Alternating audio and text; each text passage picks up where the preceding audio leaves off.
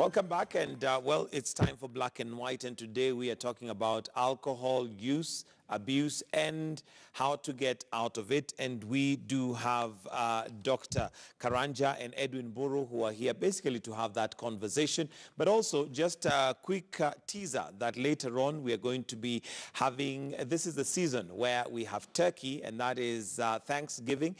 Traditionally in the United States is marked at this point in time where turkey is carved, and we have a lot to be thankful for. Therefore, towards the end of the show, we certainly are going to be inviting you to Kula na Macho. We've had that before, but we're going to be carving some turkey right here and also reading a message from the Ambassador of the United States to all of you as we do that. But before that, let's get back to Black and White.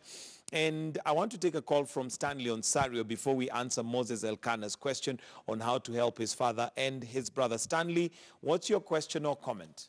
Yes, good morning. Mr. Morning Michael. to you, sir. Yes, I can see a very delicious meal there. Absolutely. I can't wait to tuck into it. Okay, my question is that I have a family brother who has been taking alcohol for a long time, right from class 1. From class 1? Yes. How old is he now? He's 27 years. 27? Yes. Okay. How can I help him? Because it is going beyond repair. Okay. Yes, how can I help this person? All right. Then number 2, I am a teacher, and I have a problem with some of my young standard 7 and class 5 who are still taking alcohol. How can I also help them? Because I have tried in counseling, but it doesn't work. All right. Yeah, thank you so much. All right, thank you very much, Stanley. So let's answer those two questions because they're both alluding to how to help. We have Moses Elkanah, who mentioned that his father and brother are alcoholic and he doesn't know how to help them. Then there's also Stanley Onsario. I mean, his brother started at class 1 and now he's 27. That's a whole lot of time. But how do they help? Well, when it comes to helping somebody with alcohol use diseases, let's start by first understanding that addiction is a disease. So these people are suffering from an illness they are sick. They need professional help. So the first step, they are already at the first step, recognizing that there's a problem with this person. The next step is making this person realize the need to seek help. They need help. Yes. But however, sometimes for family members, it's not possible to convince the person that they have a problem. So we encourage them to take them to a hospital, to a professional, where they'll be assessed and they'll be advised on the best care for that specific person.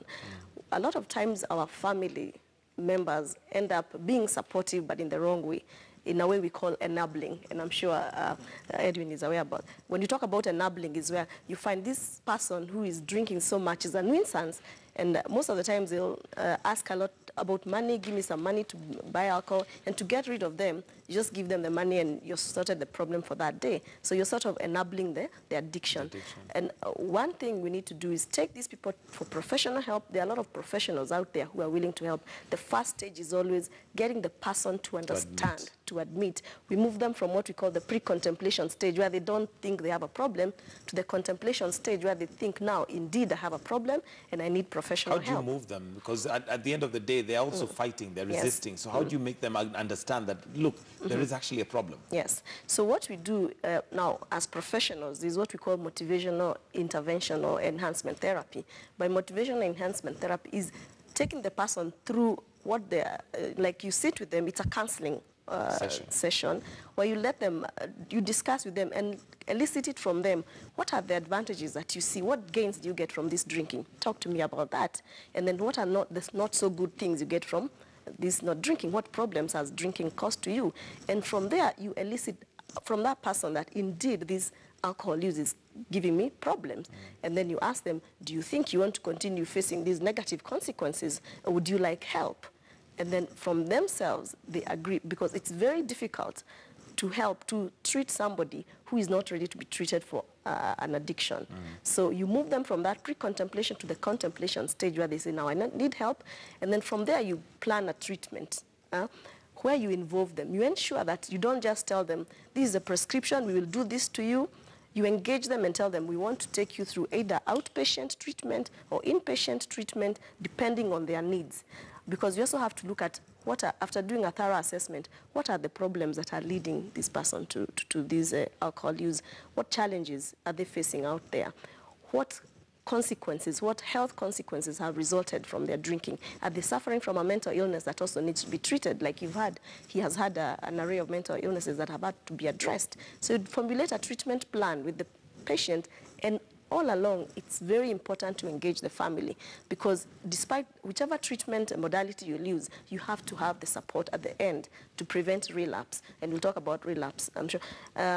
During treatment, there are various treatment modalities. The first step with alcohol use disorders is always the detoxification phase. If you miss that phase of detoxification, the person might actually quit the treatment, because in detox is where you tell the person, now you're not going to drink anymore.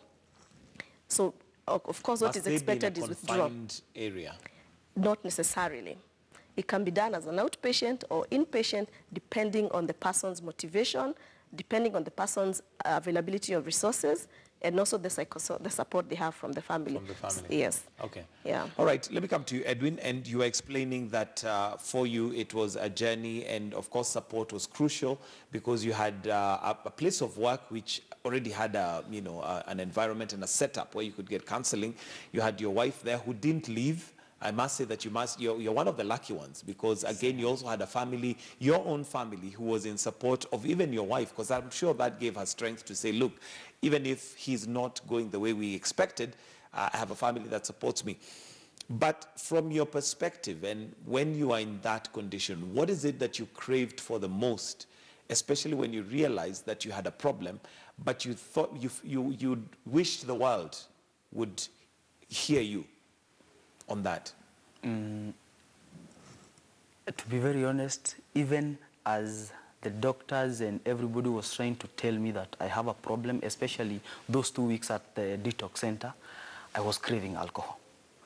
And I even tried to escape once. Okay? So, just like she's saying, it's unless people come in and they come in at the right time, and also that whatever the information they are sharing sinks in, and I start, because we say progress, not perfection. You start slow progress. The minute that starts happening is the minute now you start looking at your life in a different angle. And I think that is what happened to me, because after the 2 weeks in detox, even as I was being transferred to rehab, I was still shingo upande. But I remember my doctor, one morning he came and he told me, Edwin, your employer wants you to get better, because my employer catered for everything, for the whole process. And my family was also there and all that. But at that time, I was craving alcohol. Because I don't want to lie to people and tell them that I got it. That's the one thing that you are craving. Yes. There's Joram Kobondo who would like to also participate in the conversation. Joram, to your question or your comment? Joram Kobondo, if we are able to trace him, kindly to your question or comment. All right, maybe that call has been dropped. But in terms of support, what is it that you wished everybody would, apart from the alcohol, because that was a crave that was in between and that was out of the addiction, is there anything you wished you would tell them in terms of them understanding where you are? Initially, I think I wanted people to understand that for a very long time, I was not myself. I had what people would call funny thoughts. At the time, I didn't know that those racing thoughts that they come so many at the same time was a mental condition. I wanted people to understand that in 2011, when I was suicidal, that I didn't want to do it because I was looking for attention. I was actually a sick person, and I didn't know. I wanted people to understand that. And what I came to appreciate about counseling is that they open you up. And now you, even if you don't want to share, they slowly lead you to sharing some of your deepest and darkest secrets. And that's where you get diagnosed with some of those issues, and now they start dealing with you then. Now, I wished people would understand my family, especially my family. They would understand that the way I had been behaving for the 12 years that I was in active addiction was not something that I decided one morning I'll start doing, you know.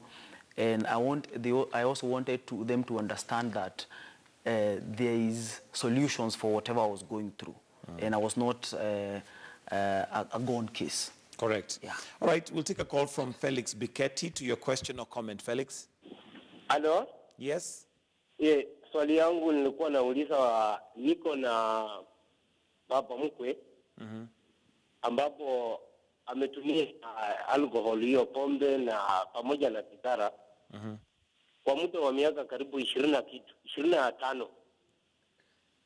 Naweza familia at least nimejaribu kumconsult kuongea na yeye lakini naona ni kama amekataa. Mnaweza nisaidiaje at least nikawa ninamuongelesha at least aweze kubadilisha kwa sababu naona imeanza kumwadhiri, anakohoa. Okay. Yes. Sawa, asante Felix, and I guess that's for you, Dr. Karanja, on how to intervene, especially given our African culture. Sometimes it's your parent or somebody who is, let me say, held in terms of respect, so you cannot even cancel them. It becomes difficult to tell them that what you're doing is wrong. You have to approach it from how do you help somebody like that?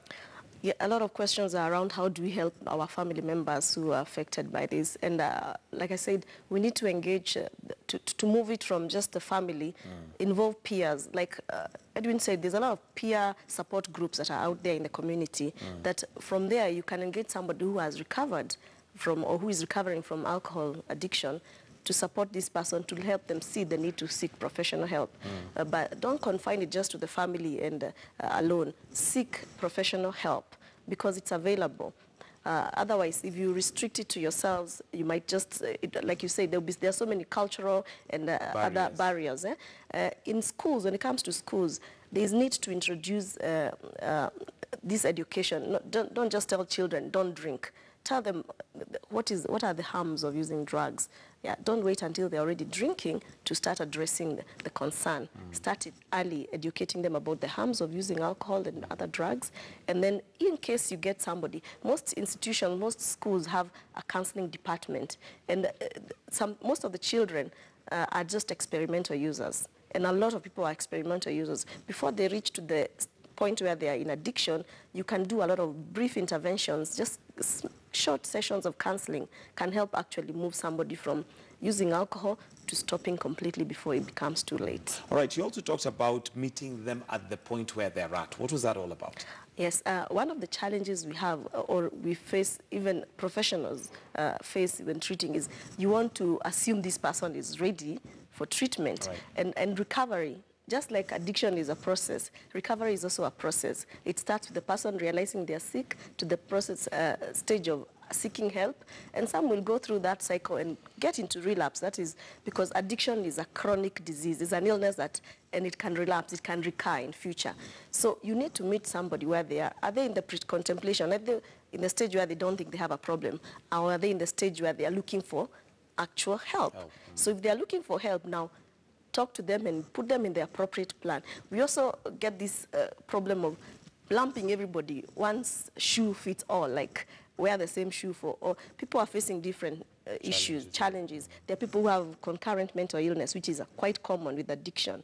There are some people, it's the social status that are very, toxic for them that is leading. There are those who may have other biological. There are people who are suffering from cancer and they end up drinking. So you need to put a treatment plan that is appropriate and will meet the needs of that individual and work with them and all along engage their social support system, because as much as you might confine them in a treatment center for 3 months, after that you'll handle them back to the community, to their families, and they need to support this person to maintain sobriety, because most of the social issues might be the ones that will trigger them back to relapse.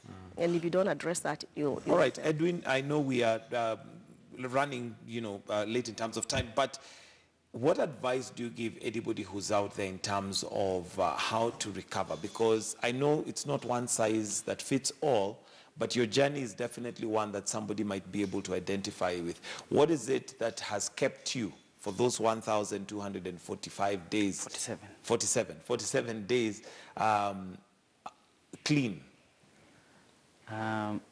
One thing I would say is support, acceptance. Accept yourself, accept your conditions, learn about them, know as much as possible there is to know about you, whatever is behind your addiction. Live positively with positive people. Your support system should be very good. And if you cannot, for those who cannot get support from family per se, there are so many groups. AA recovery groups are there. Narcotic Anonymous groups are there. There is a lot of support out there, and it is happening. So basically, support, and education for everyone involved, and especially for the person who is in the situation.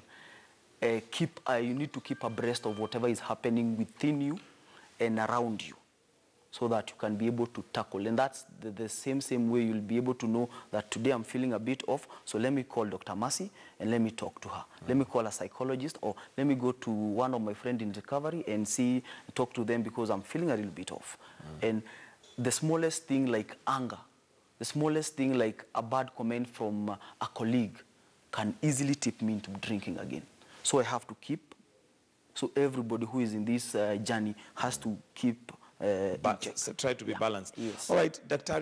Karanja, you talked about relapse, and as we wind up, how does one avoid relapse? He's already mentioned or alluded to it that there are triggers. It could be something that annoys you, could be a stressful situation, but how does one avoid relapse? So one of the things when someone is in treatment, you're taught is to first learn what are your triggers.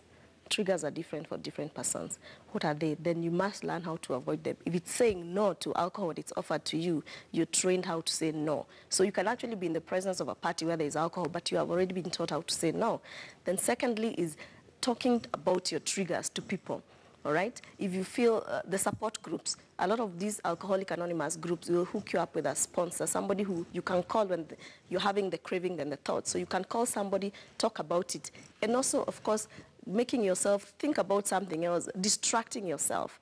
If you're thinking, this is the only way I can cope today is by drinking, look for another coping strategy, all right? And distract yourself.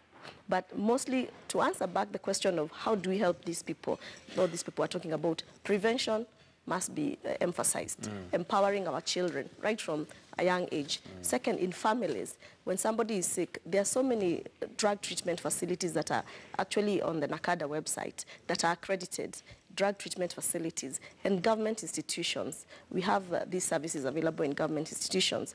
Take them for help. Take them there and let them seek professional help. It doesn't have to be expensive. Community outreach groups are there, and peer support groups are there and available. All right, thank you very much, Dr. Karanja and Edwin Boro, for joining us this morning, and even for you who participated via calls and via social media on alcoholism and how to get out of it. And of course, this is a conversation that we can continue even online. Let's keep the conversation going on, and let's help each other, because it is a place that none of us wants to be there. And I'm sure, Edwin Boro, you'll be one of those who on Thanksgiving Day today, you're going to be very thankful. You've got a lot to be thankful for. And at this point, we would like to do that. So I'm going to invite a few of us who are here. We've got a number of us that work in the background to just join me here on set as we now prepare to carve this turkey. And just to give you the background, Thanksgiving began in 1621 at Plymouth Colony in what is today Massachusetts, which pilgrims settled in Wampanoag. Native Americans sat together in friendship to share the fruit of harvest. Well, today we may not be sharing the fruit of harvest, but we certainly are sharing the fruit of hard labor. And thanksgiving to a bountiful meal shared in gratitude. It's still the heart of the celebration in many homes across America. Turkey is the traditional centerpiece of most Thanksgiving dinners, although over the years, the feast has become more diverse. So this morning, we'd like to do that. And on this Thanksgiving, from Lori That is the wife of Robert Godek and his 6 extraordinary years in beautiful years in Kenya. He says he's very grateful for starting with all the generous, hardworking, energetic, creative Kenyans that they have met. Kenya is a special place for him, he says, and we have been thankful every day for the opportunity to live and work in the great country. On this Thanksgiving Day, we are grateful as well as our deepest partnership, our shared commitments to building better lives for Kenya and Americans. And he takes this opportunity to wish you a Thanksgiving, special Thanksgiving. And what I'm going to do here, traditionally I'm the one who does the carving, but I'm going to ask Aseka, who is our editor on Morning Express, to do the honors. And Aseka, here's the knife. These are some of the guys who work in the background and you don't get to see them, but they certainly ensure that Morning Express happens every single morning. And I'll use the words of Uhuru Muigai Kenyatta, nyinyi mtakula kwa macho, and while the rest of us enjoy. But we take this opportunity to wish you all a happy Thanksgiving. I can see Tobias Chanji there. Please, guys, come on set. I can see Brian Obuya, who's also here. Basically, all these guys, we work together. But as we give thanks to you also as our viewers, we want to take this opportunity to thank you for watching. Wish you a fantastic and a wonderful day. But do stay with us right here on KTN News as we continue to enjoy turkey. We are also preparing. There you go. Ken Aseka, of course, I know is from a county where chicken is a delicacy, and therefore I know he's enjoying this very much. But then anyway, do stay with us. We do have News Center lined up for you, which is going to start in just a bit with Brenda Zeda Radido taking up the reins to give you more news and reviews. Do have yourselves a good day. God bless.